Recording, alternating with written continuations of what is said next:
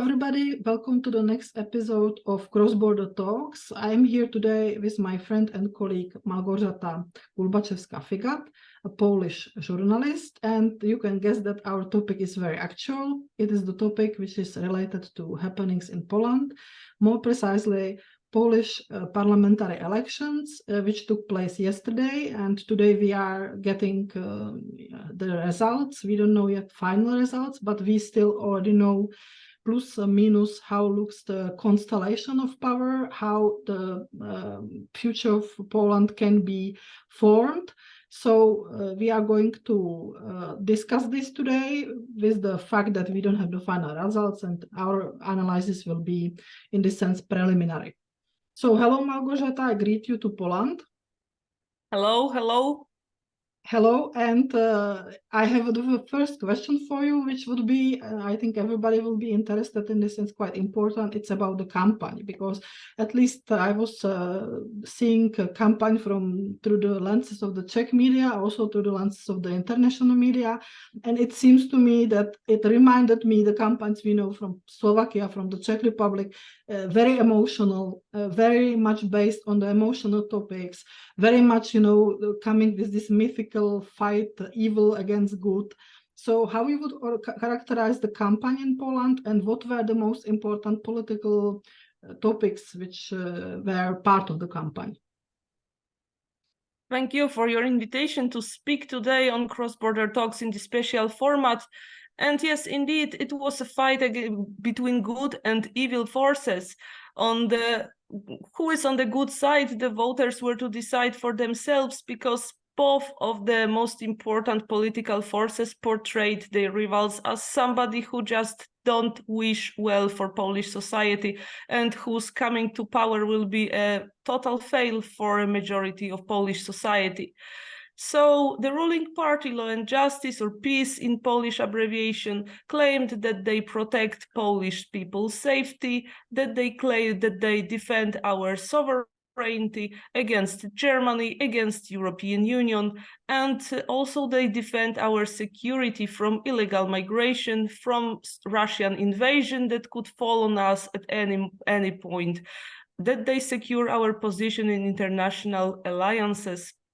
They also pointed to the social programs they introduced, showing that during their rule, the welfare of millions of Polish families actually grew. This is a fact. People started to earn more, and really millions of people, in particular from the smaller towns, from the villages, saw a difference in comparison to the previous liberal rule.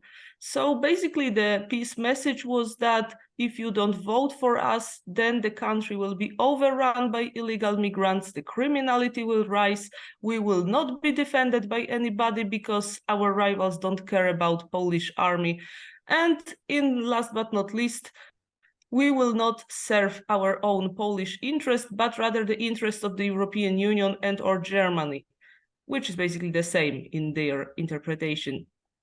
As for the Liberal coalition, the Koalicja Obywatelska, or the Civic Coalition, the main opposition force, their message was, of course, quite the opposite. They pointed out to the failures of rule of law under PiS rule, to the conflict in which we are now with Brussels due to PiS politics. They also accused PiS of losing state money on useless social programs and on their propaganda.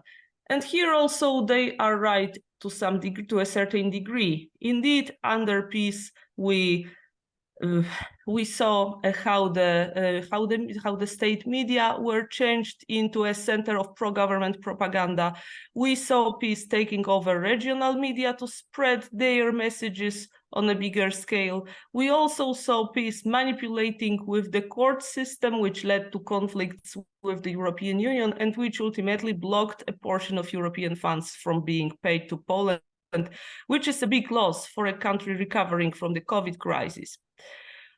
However, both sides did not really discuss the details of their programs, but rather put on these big slogans. Also, both sides promised to lower the taxes, which is a leitmotif in all Polish campaigns for more than a decade. And what was particularly saddening for me, in the last couple of weeks, they both engaged in xenophobic campaigns. Both sides accused each other of bringing illegal migrants to Poland. The Civic Coalition pointed out to the so-called visa affair, with Polish diplomats issuing Polish visas in an irregular way, the affair of which the scale we still don't really know. On the other hand, the PiS accused Tusk, the leader of the Civic platform, of the willingness to accept illegal migrants coming to the Mediterranean as soon as he became prime minister and starts repairing the relations with the European Union. So in the end, both sides were scaring Polish society with these horrific people that might come if our side does not win. And this was really a shock, even to a portion of the liberal voters who were used to their side speaking the language of human rights and democracy, in the opposition to the xenophobic PiS, for whom attacking migrants is not anything new. So that was the campaign, and I think I need to mention here the other political forces who will enter the parliament. So for me, their campaign was pretty disappointing, because in the end, we in Poland, we were basically seeing mainly these two main forces. The Social Democrats, or Lewica, the Nowa Lewica party, declared straight away that their ambition is to restore democracy together with the Civic platform, and they even didn't bother to answer to some voters' doubts whether the liberals are really good partners for the Social Democrats.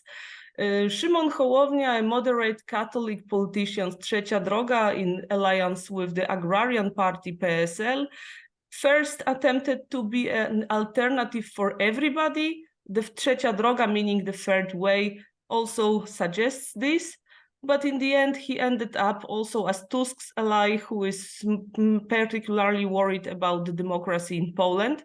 And it is very significant that on the electoral evening it was Hołownia who said that now when the opposition wins, it is the excessive spending is over. So it seems that the third way basically adheres to the neoliberal program. And finally, the so-called anti-systemic force Konfederacja, whose low result is a surprise, but I think a good surprise for everybody caring about Polish democracy. This party, which combine ultra-neoliberal slogans with ultra-xenophobic approach, claimed in the end, at the beginning, they seemed to attract particularly young male voters by their slogans like zero taxes and 2 cars for everybody. And in the end, they got only 7% of the vote, and even their leaders say it is a failure. So what can you see from these results? Is that we are desperately polarized. It was seen through all the campaign. It is seen also in the result. Our society is so polarized that I even dare say that there were 2 different campaigns, because PiS voters didn't bother anymore to listen what the other side has to say. And so the liberal voters were not interested at all in what are the feelings in the electorate of the opponent. So that was the campaign, and this is the reality in which we will live after the election. This is interesting because I must say that our media, I mean now Czech media, were just recently claiming that the bad results, weaker results for PiS means that this game about the creating of enemy didn't work. And you actually tell us that actually it was the part of the liberal opposition rhetoric the same way. So this is completely failed. And what they say, it's not true. It cannot be the reason why PiS is coming weaker. We know now the approximate results. We know the exit polls, but we have to be careful about exit polls, because there is more than one example when exit polls were not the exact composition of the parliament in the end. And we were talking with you that already 40% of votes is counted, and there is a clear trend that of course PiS will be weaker and than before. If you look to 2019 results, But what are then these results telling us about the situation in Polish society beyond this polarization? You mentioned polarization. I would say that next interesting part of this election is high participation of voters. And I looked until 1989, the results of parliamentary elections in Poland, and this is the record. It is higher than in the 1990s, when in all regions the voting turnout was usually the biggest, and then it started to fall with the neoliberal policies which were introduced, and people were more and more alienated from the politics. So you have high participation of voters, and you have a, let's say, weakening of the pace. But what more it tells to us about the Polish society and about the issues which there are? Okay, so I'm now looking at the most exact numbers, the vote count as of the moment when we are recording, and it says 38.5% for peace and 27.66% for the Civic platform. Then comes Hołownia with 14% and the New Left with slightly over 8%. And the last party entering the parliament is Konfederacja with 7.35%. But the percentage might change. It will definitely change in the hours to come, as the votes from the big cities are still being counted. And indeed, the record turnout is something we need to note here. The number of voters was so big yesterday that some of the ballot boxes were not closed according to the plan, but people were actually queuing to vote for many night hours. And also, I can give you my personal testimony here. Also, in the place where I voted, I have never seen such crowd, even though I am visiting this place regularly. So the record turnout has two reasons. It says, for first, you mentioned that the neoliberal policies in the region made a lot of people disappointed and unwilling to vote, feeling that their opinion does not matter at all.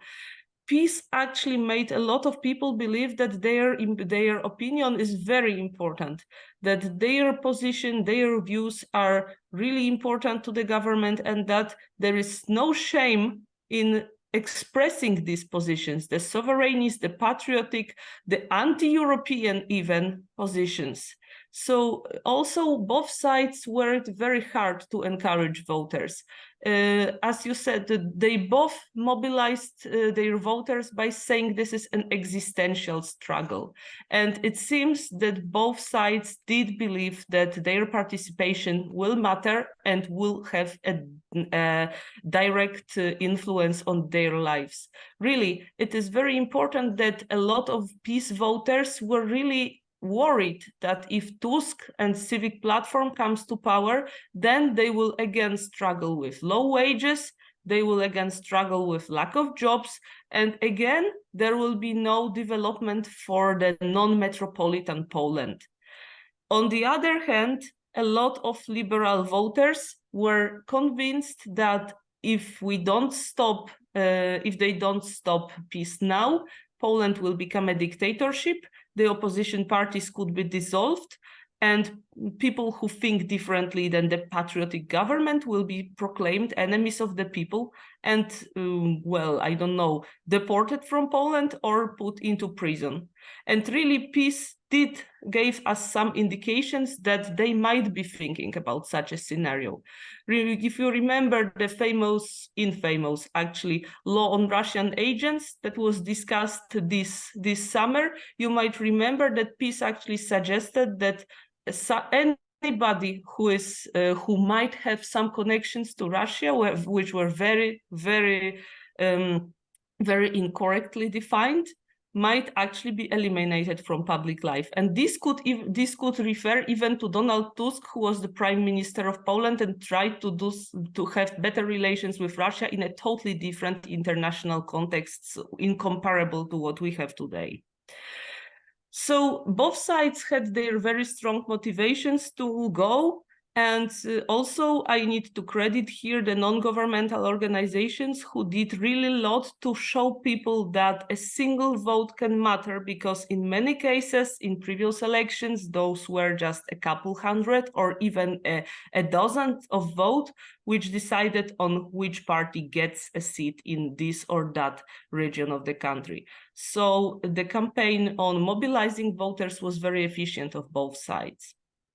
Then you ask me, what do the results say about our society? And here I would like to turn our attention not to the percentage which might change, but to the exact number of votes. So at the moment, when as I said, we have right now we have more than 47% of the vote counted, and the proportion of votes is coming pretty close to what we got at the exit poll.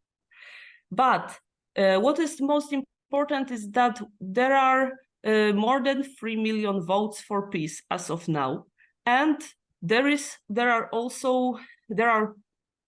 4 million votes for the opposition parties. I count here together the Liberals, the Trzecia Droga or the Hołownia party, and the New Left. Plus we have this 600,000 for Konfederacja, the extreme right. So the difference, if we decide that PiS and Konfederacja are two shades of the same version of the political right, so xenophobic, very sovereignist, at least in rhetoric, and the second part of the political scene is more pro-European, more open, at least in words, and more caring about personal freedoms, then we see that the difference is very small. The difference is very small, and still there are those people who did not vote. Still there are people who might have decided on the last moment whom to vote. So there is in fact, none of the options can really claim they won over new voters or that they are hegemons in Poland. Each side can boast that they mobilized some people who didn't vote earlier, that they managed to persuade them that this vote is really so historical and important, which it is. But it seems that we have two Polands, we have two societies which might meet, which might intertwine, but who dislike each other very much. This is the regional story, unfortunately. We see this repeatedly in all neighbors of Poland, Czech Republic, Slovakia, Hungary. This is very typical. Okay, when we look on these polls which we saw and these preliminary results of counted, which is less than 50% still, and we speak about the fact that it's polarized, but most probably could happen that opposition gets slight majority in the parliament. And this is important for creation of government, because you must have in Poland, same like in other countries, government backed by the votes in the parliament. So my question is, what do you think are the scenarios here?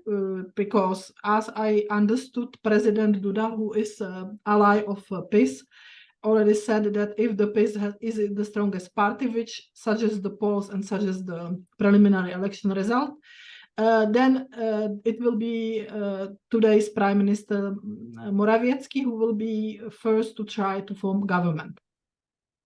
But what can be the other scenarios? And then the question related to it is, you speak about this opposition like it would be one camp, and in a way it was one camp in going against Kaczynski personally and PiS. But how far these parties can rule together and found, positive program for Poland? Are they enough near to each other? Isn't there actually just this, this anti-Kaczynski, anti-PiS program? When it comes to the real deal, there can be more fragments than we expect. Okay, so definitely Andrzej Duda, the president of Poland, will first ask Morawiecki to try to form a government, and I can assure you that PiS will try hard to get this government coalition. They are just too determined to stay in power, to still keep their people in the state-owned or partially state-owned companies. and not to lose all this structure they built over the last 8 years. So it is likely that they will try to reach out to the Hołownia people, so the third road. They are moderate conservatives, Catholics, so there are a lot of common points. Basically, the main difference is that Hołownia declares his love for democracy and the European standards, but well, I would say that there are many more the points on which they could agree than disagree. And there is also the question of Confederacja, whose result will be very important. As of now, Confederacja claims not to be willing to join any coalition, any ruling coalition, but it might be only a good starting position to negotiate. Confederacja people are mainly business people. They want to earn money. They want to earn importance. And entering a government, as risky as it is for a party that poses as anti-systemic, definitely promises more importance and more influence than being in an opposition. So I'm sure that PiS will try hard, and I'm sure that we won't get this government anyhow soon. So then what can happen on the opposition? You asked if they are able to get on well together in a government and to propose a program for Poland, a positive program for Polish society. These are actually two different things. And while my answer to the first part is yes, the answer to the second is no. What Tusk proposed as a positive program in the campaign is basically a program for business. It is a program that only the company owners may be happy with. He promised to cut taxes even more. With the taxes, I remind you that the taxes were cut already by PiS. So he promises even more gifts to the business, and while he didn't dare say that the social programs of PiS will be nullified, there are a lot of advisors, there are a lot of supporters of Tusk's who actually say about that very openly, that if we come to power, no more money will go to these lazy drinking people who even can't spend them. This is their rhetorics, a very hateful rhetorics, showing a lot of prejudices against those who are not rich businessmen from the big cities. The question is if Tusk becomes the prime minister, because if the civic platform person gets a mission to form the government, it will be Tusk, definitely. Tusk has not come to Poland to become a second row personality or something like that. He wants power for himself. So if the government is formed, he will have to satisfy some appetites of Hołownia and Lewica, but in the end, I don't expect him having many issues with pushing forward his own ideas. Lewica has mentioned already in the campaign many times that their first ambition is to restore democracy in Poland, and then in the government they might or they will, depending on the context, secure some progressive changes. In the first place, they promised abortion rights for women and also some social rights. Basically, they promised that they will try to convince Tusk not to dismantle the social programs. The question is, to what extent will Tusk listen to a party who got like 4 times less % of the vote than his own party? And what will be their actual purchase power if their campaign was so weak and if their result is indeed weak? As for Hołownia, if he enters a government with Tusk, I don't expect he would bring any progressive content then. So if Tusk becomes the prime minister for the 3rd time, we can really expect that austerity is back, social spending is cut. And while we can repair our ties to European Union, which we will discuss in more detail perhaps in a moment, then, well, all the indications of the social program that PiS introduced will be soon gone. And there will be even a good pretext for that. I can easily imagine the liberals saying that PiS spent so much money in so pointless way, that so much was spent on propaganda or I don't know, basically on propaganda, that now they must do savings, they must do cuts, and what will be cut? Of course, the social spending, because this is not something that the liberal voters really care. And here I think we could also mention something we didn't mention in the first place, but it is also important: the referendum, which went together with the election. It is another proof of the polarization of the Polish society. The referendum, which was announced by PiS to be held together with the elections, consisted of 4 questions. So in the referendum, the Polish people were asked to give their opinion on selling of the state-owned enterprises, then on the pension age, then on the wall that PiS built on the border with Belarus, and in the end on admitting the illegal migrants that will be imposed on us by the European Union. That is how this is the exact sounding of the 4th question. The opposition called their voters not to vote at all, just to refuse to answer and to be counted as an abstainer. And PiS, of course, wanted people to answer no to all 4 questions. So no to no to higher pension age, no to selling out the state-owned companies, and no to migrants in any forms. Well, the results showed that the opposition voters indeed listened to what the politicians suggested, and in the end, due to that, the referendum will be probably invalid, because it is very probable that the 50% threshold for validity of a referendum has not been reached. And those who voted answered exactly like the ruling party wanted. The referendum was, so you can see there is a big polarization, and this shows even more how the 2 sides don't want to talk to each other. The opposition could have called its voters to answer yes to the questions, so that, or at least to some of them, so to show that they disagree with the government policies, but they want to hold a kind of dialogue over them.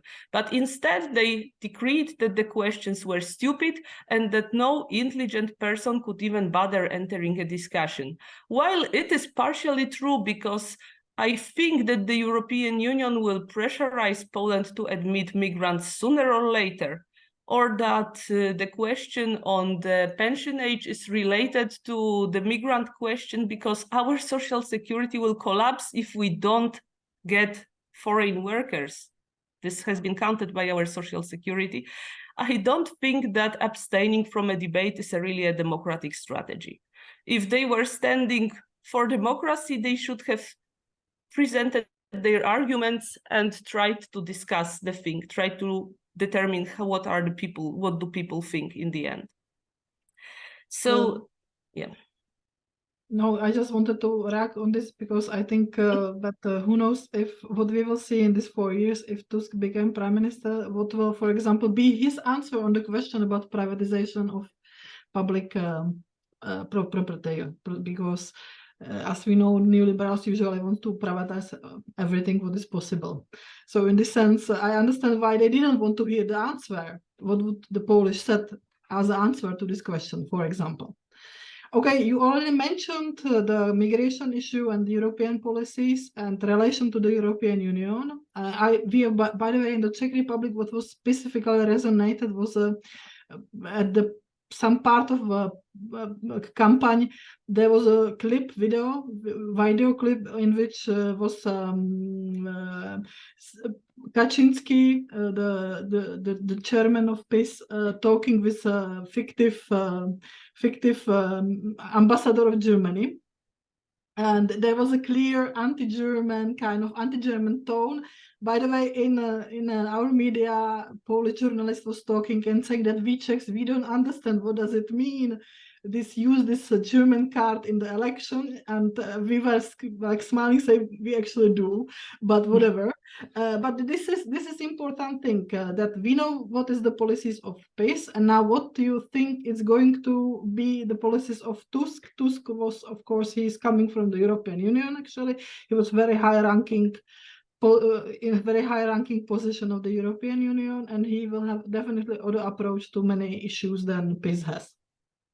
So the first task of the new government, if Tusk is really the head of this government, will be to repair the relations with Brussels, and this is absolutely indispensable for them if they want to keep any credibility. Because one of their key electoral promises was to secure these funds, these Euro funds that were not paid to Poland because of the rule of law issues, to make them finally come here. Of course, it is not simple, and the European money will not be paid from one day to another, as they suggested at one point, but definitely they will simply need this cash so that the crisis in the country does not deepen and does not play for peace in the larger perspective.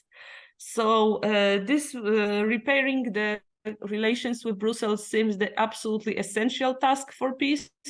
And this might also mean that Poland will give in on some very, very important cases, very famous cases in which it confronted the European Union. Poland might become more willing to participate in the Migrant Pact that is now being discussed. PiS, as you might remember, the government of PiS was vetoing it or giving a lot of concerns about the construction of the pact. Tusk will probably accept it as it is. And the second issue is the green transition and the coal mining issue. As PiS, the story of the Turów mine is well known now in whole Europe as an example of how PiS put forward their vision of coal-run electricity and energy politics in Poland ahead of concerns of the neighbors. But the coal issue is wider. In fact, a few years ago, the government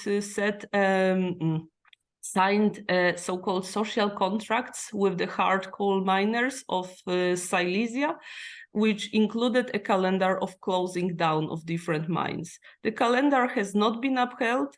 Some of the mines were supposed to be closed in 2023 and they were not. Some others were supposed to stop working next year, and it is also impossible because, as you know, a coal mine is not closed very quickly as well. So it seems that PiS tried to ignore the European suggestions on the green transition as long as it was possible, also by redirecting the attention to other issues such as Poland's aid to Ukraine.